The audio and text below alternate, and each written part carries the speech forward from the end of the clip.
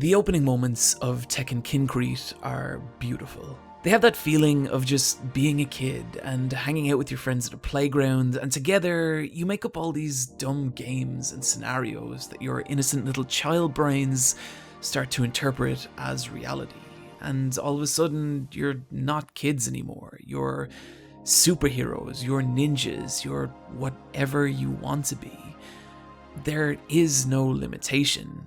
It's just you and your friends living whatever reality you feel like. And when I think about what it is to be a kid, it's moments like this that I remember.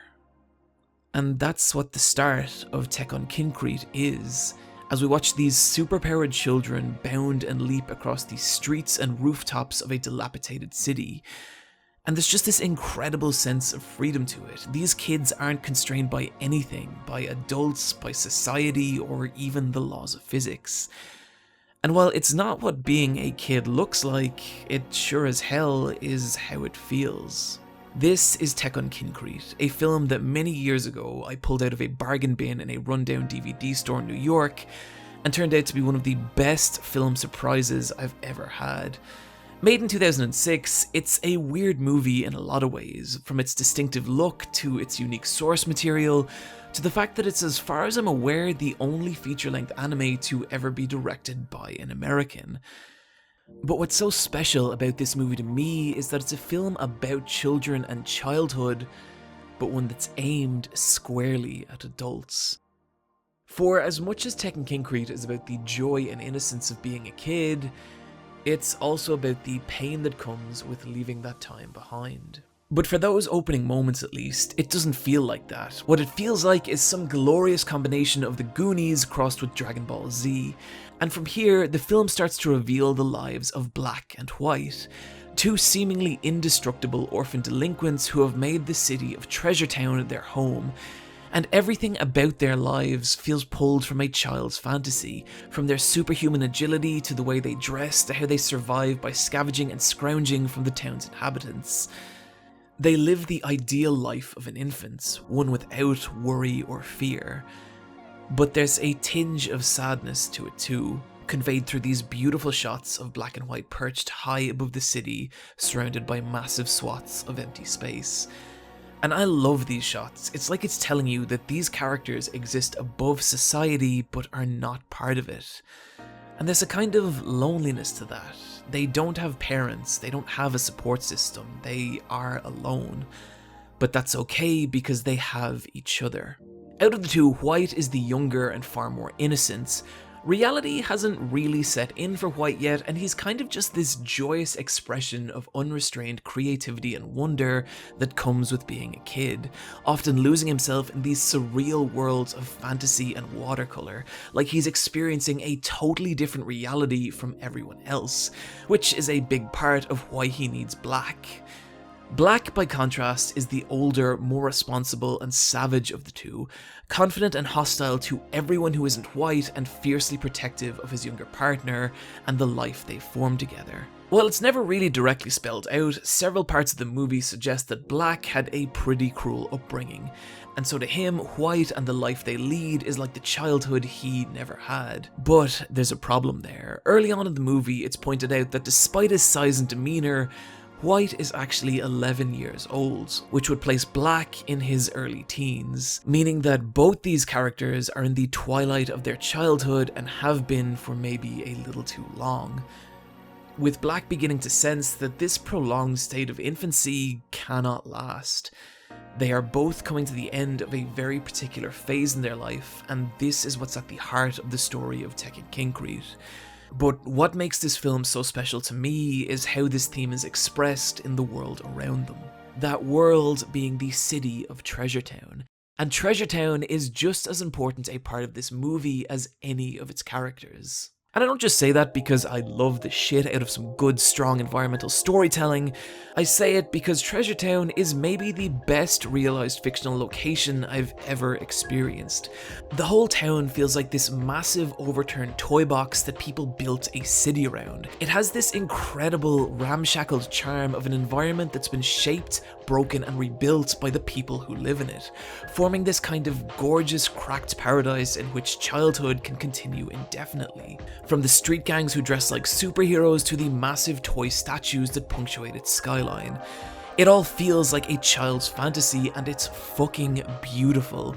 The level of care and detail that has been poured into each background cell is astonishing.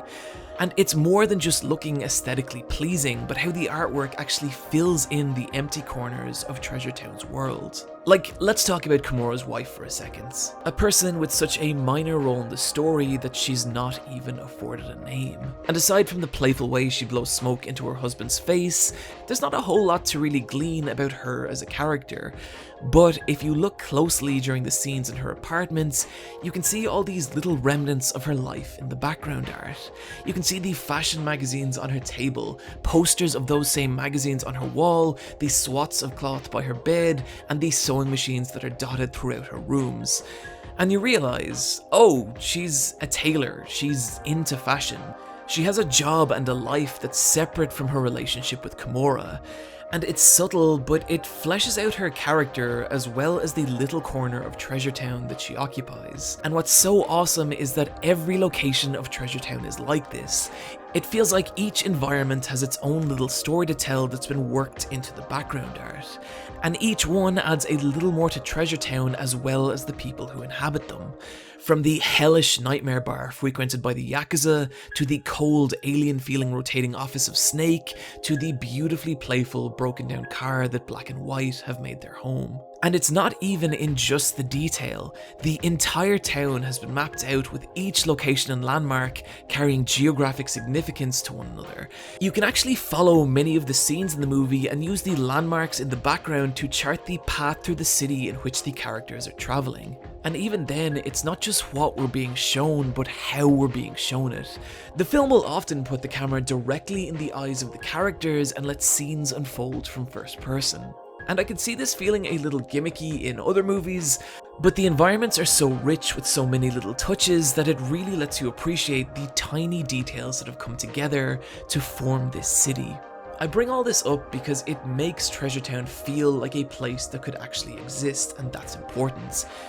It feels like a place I'd actually really want to go to. And where that starts to tie back into the story is that it means that the audience is just as invested in Treasure Town as Black and White are. Meaning that when the town starts to change, it feels all the more wrong. Just like Black and White are at the very edge of their childhood, Treasure Town 2 is about to experience a major change, having become the target of a massive Yakuza-funded renewal project, with the city's old husks and landmarks being torn down and replaced with gleaming new amusement parks. And at the centre of this redevelopment is Kimura, who we mentioned earlier, a mid-level Yakuza whose story echoes that of Black and White, caught between the old ways of his former boss Rat, who believes the traditions of Treasure Town should be preserved, and his new overseer, Snake, the one who wants to scrape away everything old and start again. And so slowly, the Yakuza's influence begins to infest and distort Treasure Town, the colourful street gangs being threatened and driven out by more hardened professional criminals, with the city slowly twisting and changing around Black and White, leading to violent clashes between them and the Yakuza.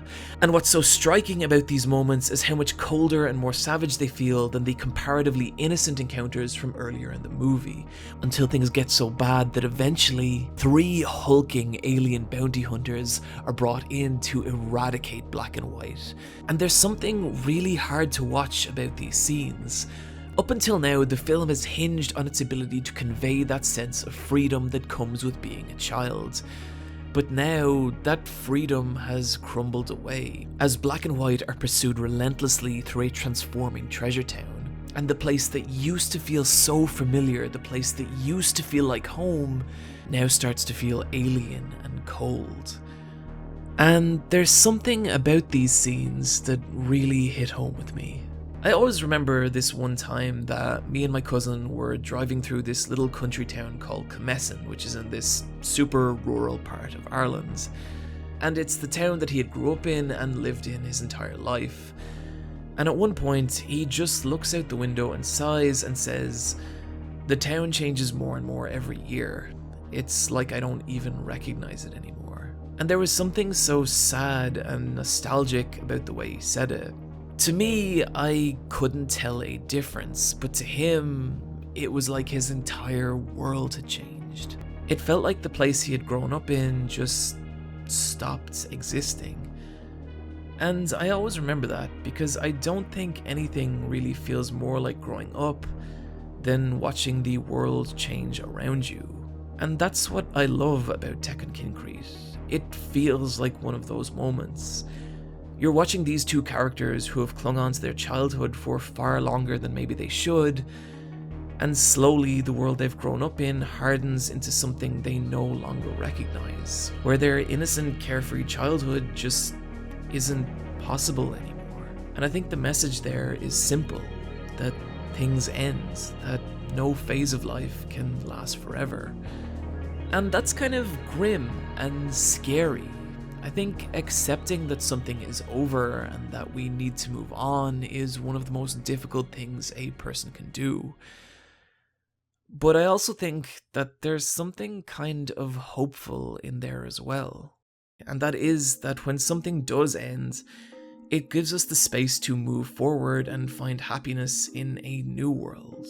And that's a message that's in every corner of this movie, from black and white to the city of Treasure Town itself, to the gangsters that are redeveloping it. And I think that's an incredibly powerful message to build a film around. I don't mean to harp on these same points I made in the Redline video, but Tekkonkinkreet came out in 2006, the same year as both Paprika and Achi and Shaipak. And whatever you make of those films individually, I don't think anyone's going to argue that that was a year when Eastern animated movies were taking some major chances. Nothing else looks or feels like these movies, and while again I adore movies like A Silent Voice and plan to cover it at some points, I can't help feel like Japanese animated features have been playing it safe for too long now. And revisiting something as beautiful and bizarre and powerful as Tekkonkinkreet reminds me why that's such a shame.